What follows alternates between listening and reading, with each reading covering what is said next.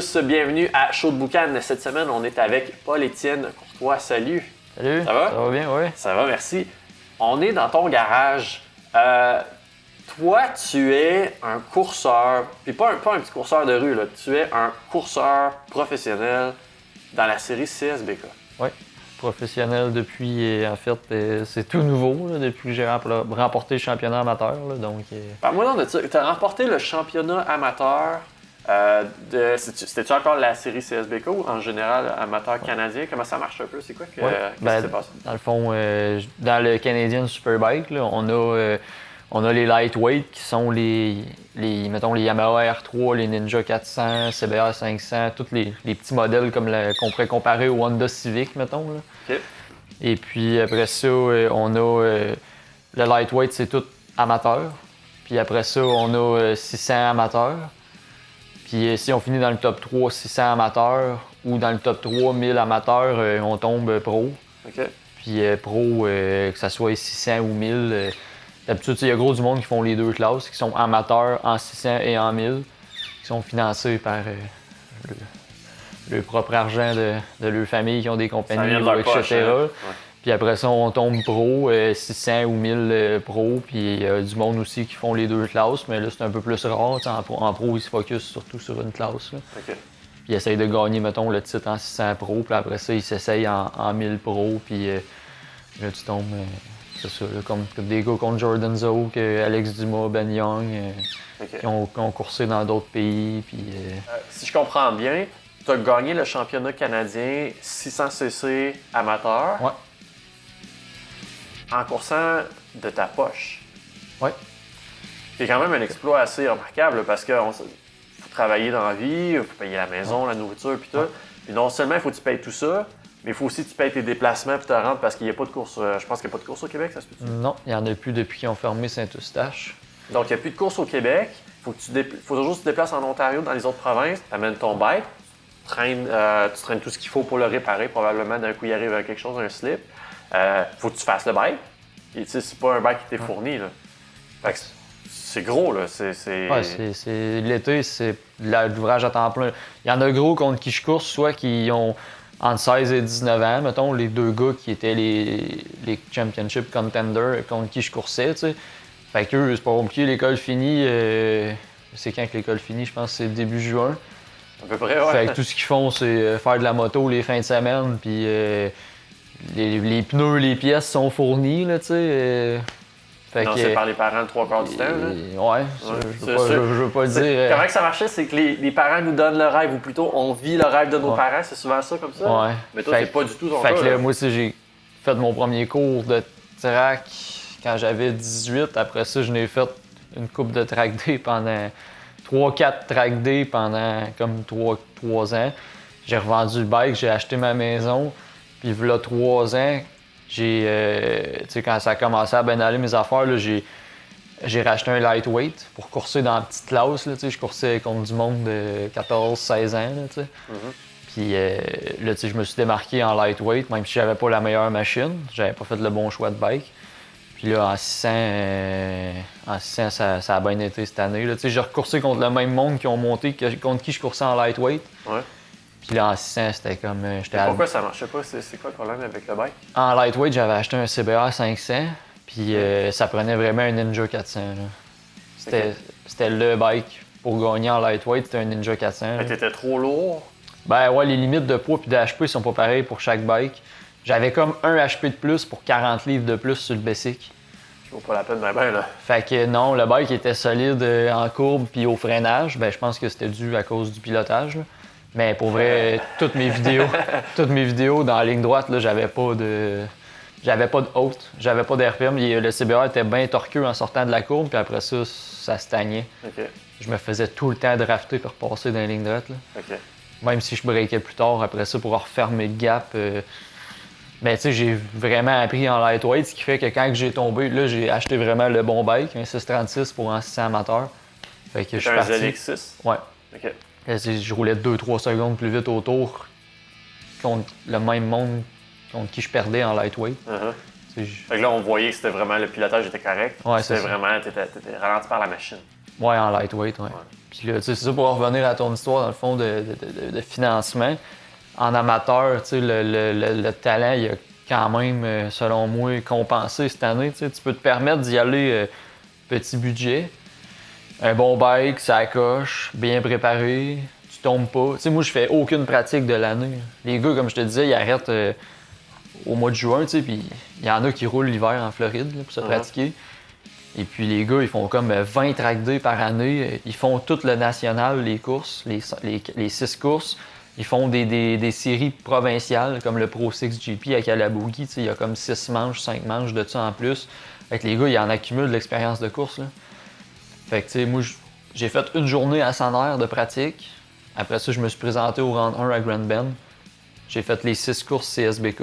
T'arrives la veille, puis tu droit à des track days un peu juste. Ben, t'as comme le jeudi. C'est le matin même, Le jeudi, c'est de la pratique. OK. Puis après ça, vendredi, qualif. Puis quand c'est une formule comme double header, ce qu'ils appellent, tu as une course le samedi, une course le dimanche. OK. Puis sinon, quand il y a juste une course, c'est pratique le jeudi. Ben, tu sais, c'est comme jeudi, c'est journée ouverte, là, tu roules quasiment toute la journée. Là. OK. C'est comme track day pratique pour le national.